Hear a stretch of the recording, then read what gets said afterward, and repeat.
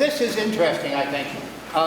Intuitively, people seem to think that if they have a deck of cards that's well shuffled, I'm having a hard time because of the chemotherapy. I've got numb fingertips, so I have a hard time doing shuffles. But I'll give this a try. And, well, that's not too bad for an amateur. People think that when they look at a properly shuffled deck of cards, that they will probably, if they run through the deck of cards like this, looking at the colors, and we're only dealing with red and black, we don't care about suits or numbers or anything like that, just red and black, that if they run through the deck like this, they may find, red, black, red, black, red, black, and then maybe 2 black and 2 reds or something. No, they're not usually that well sorted. There will be clumps of all red cards and all black cards in a well shuffled deck, no matter how well you shuffle it. And let's just look through it here briefly, all right? You can see that we've got, oh, this looks good. Look, they're in pairs. Okay, they look, oh, there's 4 red ones in a row. And no, that, oh, I'm going to take this 10 out here because I'm going to use that in just a minute. Pardon me. But, oh, and a red 10. I need red and a black 10, so we'll take that out. But you can see that, no, this is, oh, look at this. Yeah, there's 5, 6, well, 6 black ones in a row. But you can see that they're pretty well shuffled, I would say. Now, I better put the bottom card in the back there because you might have seen it. Or somebody down here might have seen it. It might whisper it to you. So I don't do that. Now, we're going to use these 2 cards here, a red 10 and a black 10. Now, the reason I use those is simply because they have the most ink of any one color on them. You see, if I used 9s, it would be almost as good, but we've got 2 black 10s here, and if you subtract them away from 52, you'll get 50. I'm good at mathematics, you have no idea. All right, now this leaves us 50 cards here, so at the end of this demonstration, what we can do, probably we can do it, we will simply multiply by 2 and we'll get percent. Close enough? All right, now I want to make sure there are no big lumps left in here. Oh, there's a lump. All right. Oh, that looks pretty good. Yeah, that's, as they say, close enough for government work. Oh, I showed the bottom card again. I better put that someplace in the packet. Now, we have here a deck of 50 cards. We took 50 of them away, and we only have these 2 here on the table. And I'm going to ask you to make a judgment.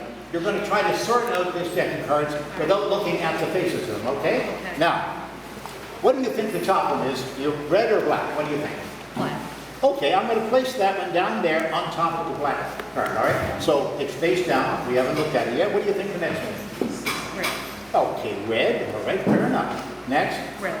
Red. All right, now, this would take forever if I'm going to do it like this, you see? So I want you to take the deck of cards, please.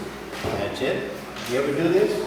You retired from the card game, is it? Okay. Now continue on putting down what you believe to be red on this pile and what you believe to be black on that pile, okay? So the piling, you might get a good average division, but you may not. I select the card. Continue on.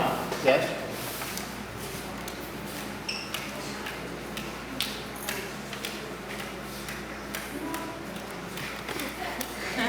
Hold on.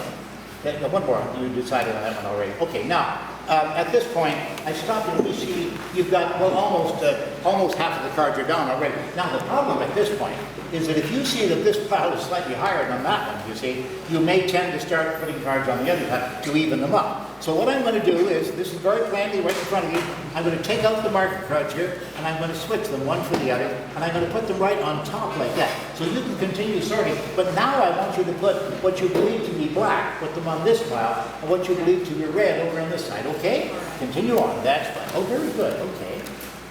So we're going to move them up a little bit, we don't want to get them mixed in. That's fine, okay, all right, neatness counts. There you go. Very good, you think. Oh, wait, I think you made a mistake here. I'm not sure. But you see, you put this on what you call the black pile here. But I think you're wrong, you see, because it's a 2, and it has so little ink on it, you see? You see that? You couldn't tell if you looked at it like that. So I'm going to correct that one for you, but I shouldn't do that. Well, we won't mention it afterwards, okay? All right, continue on like that. Thank you. Oh, now you're under the swing of it. Very good. Very good. Look at this. I chose the right person. Look at that. Give her a round of applause.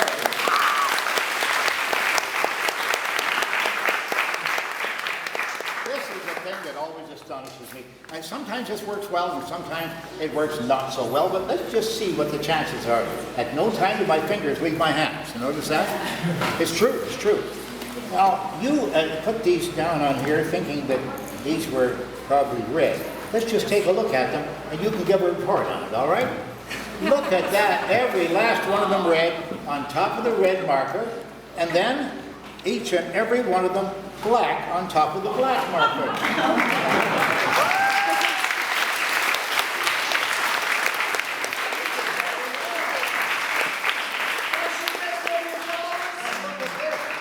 Every one of these black, and until you come to the black marker, and then each and every one of them red. That's a perfect story on it.